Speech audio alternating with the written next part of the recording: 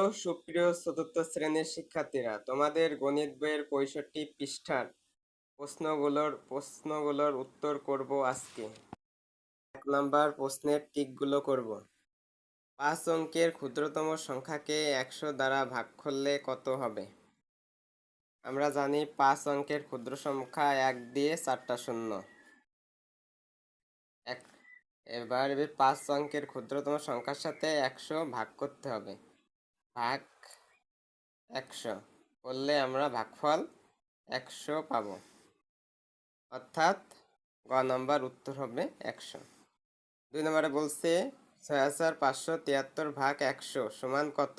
এই ভাগটিতে ভাগশেষ কত হবে? 100 দিয়ে ভাগ করলে শেষের 2 অঙ্ক 73 পাবো, তাই উত্তর হবে ক নাম্বার। 3 নম্বরে বলছে একটি গাণিতিক সমস্যার ভাজ্য ও ভাজক সমান হলে ভাগফল কত হবে?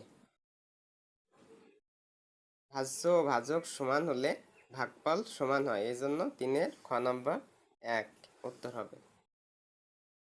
4 নম্বরে বলছে 625 ভাগ ড্যাশ সমান 25 খালি ঘরের কোন সংখ্যাটি বসবে? 625কে 25 দ্বারা ভাগ করলে পাবো 25, তাই উত্তর হবে ঘ নম্বর। বলছে নিঃশেষে বিভাজ্যের ক্ষেত্রে ভাগশেষ কত হয়? ভাগশেষ হয় 0, কারণ আমরা জানি নিঃশেষে বিভাজ্যের ক্ষেত্রে ভাগশেষ হয় 0।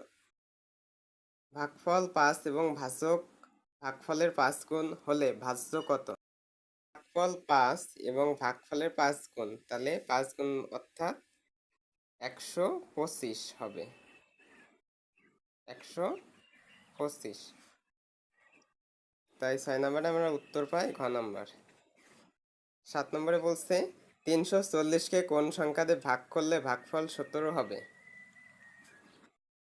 340কে 17 দ্বারা ভাগ করলে আমরা ভাগফল পাবো 17, তাই উত্তর হবে গ নম্বর। এখন আমরা 2 নম্বর প্রশ্নগুলোর উত্তর করব। 2-এর 1-এ বলছে ভাগশেষ না থাকলে ভাজ্য নির্ণয়ের সূত্র কোনটি?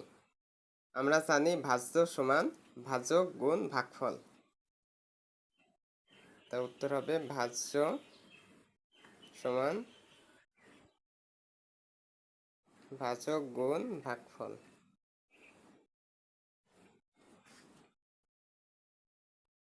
240কে কোন সংখ্যা দিয়ে ভাগ করলে ভাগফল 12 হবে?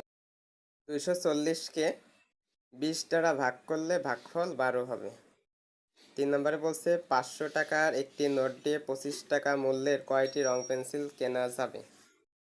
এখন এখানে 500 ভাগ 25 করতে হবে, তাহলে 20টি রং পেন্সিল কেনা যাবে। এই 500 ভাগ 25 সমান 20টি, অর্থাৎ 20টি রং পেন্সিল কেনা যাবে। 4 নম্বরে বলছে একটি বাক্সে 20টি পুশপিন থাকলে 400টি পুশপিনের জন্য কতটি বাক্স লাগবে? তাই 400 ভাগ 20 করলে আমরা 20টি বক্স লাগবে, উত্তর হবে 20টি। 5 নম্বরে বলছে এক হালি ডিমের দাম 40 টাকা হলে 9টি ডিমের দাম কত? এক হালি সমান 4টি। এখন একটি ডিমের দাম 40 ভাগ 4 সমান 10 টাকা, অতএব 9টি ডিমের দাম 10 গুণ 9 সমান 90 টাকা, উত্তর হবে 90 টাকা। প্রিয় শিক্ষার্থীরা, পরবর্তী ভিডিও পেতে আমাদের চ্যানেলটি সাবস্ক্রাইব করে পাশে থাকার অনুরোধ রইল। ধন্যবাদ সবাইকে।